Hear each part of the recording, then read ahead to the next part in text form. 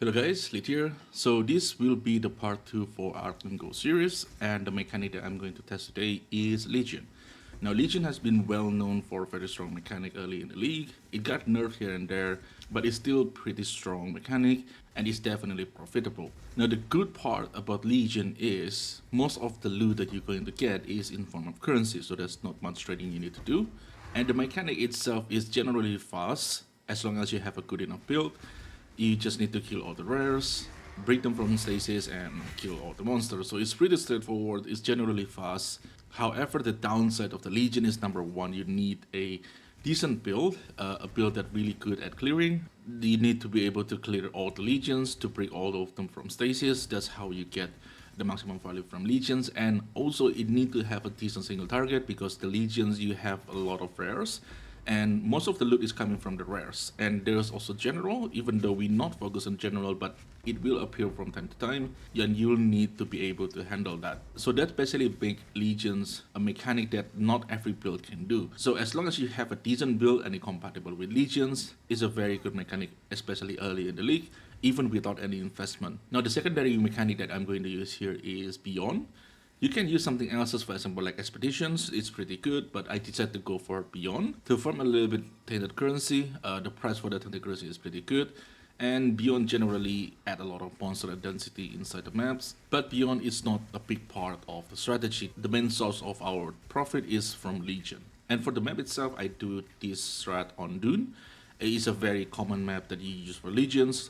Dune is very good because number one, it have an open layout, which is the best for Legion. You want Legion to have open layout because it will give them space to spawn all the monster. And the second advantage of Dune is it have a very good div card, which is fortunate. You have 12 of them. It will give you 2 divine.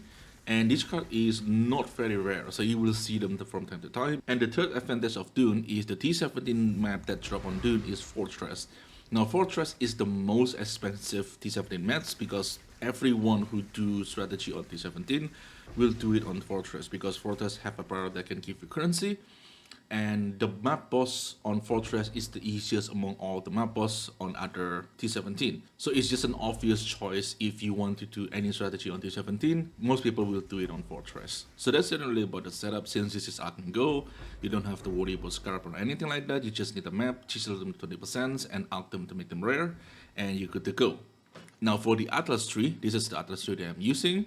This one will give you a chance to spawn Legion, and this node will give you more Surgeons. Surgeon basically is a rare inside the Legions. You want as much rare as possible because most of the reward is coming from the rare, and the rare inside Legions will have a reward on top of them. You can actually see them, either it's currency, map, or anything like that, but you actually can see them. And this node will make the Legion have more durations, and also will make the Legion monster take more damage when they're in stasis. So in Legions, they will appear in the stasis mode first. You need to break all of them, and every monster that you break on stasis mode, it will appear again, and now you can actually kill them. And this node is basically just for Splinter, and in my opinion, this cluster is probably the weakest link. So if you don't have enough points, just drop this. The reason for this one is because Emblem nowadays is not really worth that much. Like the market is probably, the market is only worth like 7C. So this cluster over here doesn't really offer a lot of value, except for maybe this small node over here, because it does give chance for you to get extra Legion. This small cluster here is just for you to get more chance to get Legions, and this will give you more chance to get the market, which is the emblem is the most expensive, and this node will give you additional Warhorde. Now Warhorde is also another source of loot in Legions, so you will have a lot of chests, and that chest generally really good at generating loot. Especially if they have a currency attack, it very often going to give you a decent amount of currency. And this node over here will just make your Warhorde better. This one give like additional reward and all that stuff. And for the Beyond part, I just basically take bunch of Beyond node. This one to give you more tainted currency.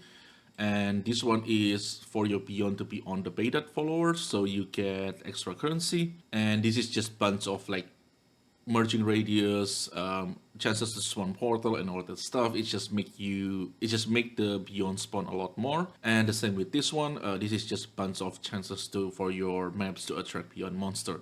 Now the important part is this node Endless Tide. And usually when we take Beyond, we will also take Endless Tide, because if the beyond boss coming out and you kill the beyond boss, the beyond stop. And usually people take this so they can keep getting the beyond monster. But in this strategy, because it is early in the league, the beyond boss guaranteed to drop the tainted currency. So we actually want the beyond boss to appear so we can kill them and we can get the tainted currency. And that's the reason why I'm not taking endless tide, because the beyond monster itself, it doesn't really offer that much.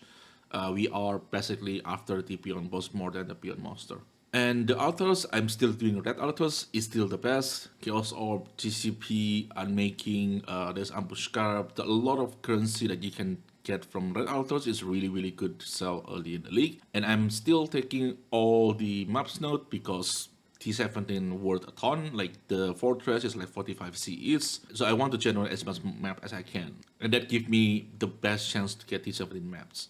And the rest is just the map modifier.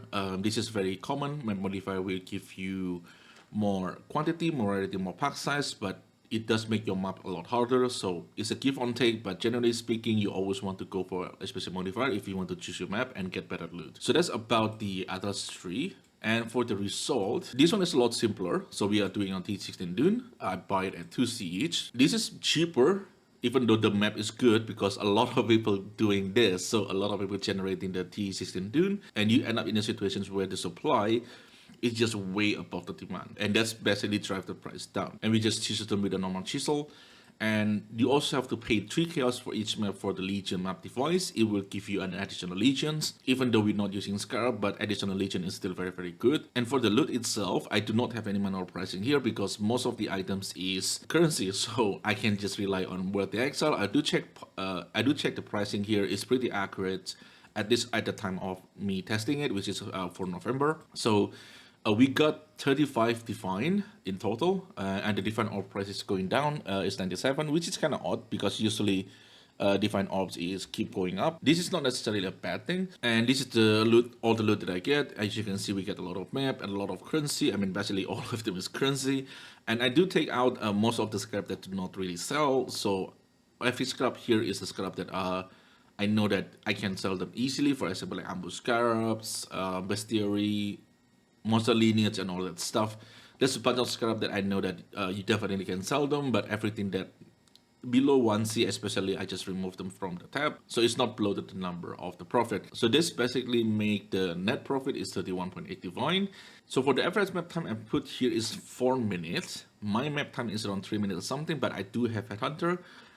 So 4 minutes probably reasonable, but since Legion is not exactly easy, I'm not sure if 4 minutes is the way to go. If your map time is average 5 minutes, the div per hour going to go down by quite a lot. So if you can risk 4 minute average, I think the Legion will be worth it. The div per hour is 9.5, which is lower than Blight, which is a little bit disappointing because I do expect the Legions to be better than Blight. And this probably because this league, the loot is a little bit dry, so that's probably why Legion is not generating that much loot. While in Blight is very stable. Like, Blight is popular with a league like this where the loot is dry, but when the loot is really, really good, Blight is usually never get any attention because it doesn't really scale. Blight is very stable and it always gives like that much amount of currency, and that's very constant. With the average 4 minute, we are at 9.5 Divine, which is not bad, I will say. I do expect a little bit better from Legions. However, it's a very fun playstyle if you have a build that can handle Legion really well. So I think that's all about the strat. And the next one will be Expedition and Harvest. I decided to combine both of them. I think that will be good. So if you want to know more about that, subscribe to the channels so you don't miss the video. So with that said, thank you everyone for watching. I really, really appreciate it. And as usual, all the detail will be on the spreadsheet, which I will link in the descriptions. So that's it from me today, and I will see you on the next one.